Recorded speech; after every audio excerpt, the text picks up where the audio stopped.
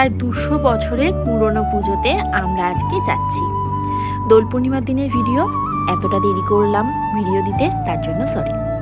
হাবড়াতে আমার মামা বাড়িতে ঘোষ পরিবারের এই দোল পূর্ণিমার পুজো প্রায় 200 বছরের পুরনো।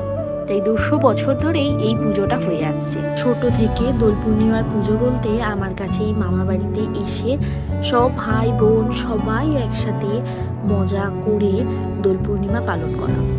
দোল পূর্ণিমার আগের দিন থেকে পুজো শুরু হয়, সেজন্য আগের দিন রাত্রি 12টার পর ঠাকুরের পায়ে আমরা আবির দিয়ে, তারপর বড়দের পায়ে আবির দিয়ে পরের দিন মানে দোল পূর্ণিমার দিন আমরা রং খেলা শুরু করি। তারপরের ভোগ আরতি হয়, মানে দোল পূর্ণিমার দিন ভোগ আরতি হয়। ভোগ আরতির পর লুটের বাতাসা দেওয়া হয়। সেই সব আবেগ আলাদাই, ছোটবেলার স্মৃতি মনে করিয়ে দেয়। ভিডিওটা ভালো লেগে থাকলে লাইক, কমেন্ট, শেয়ার।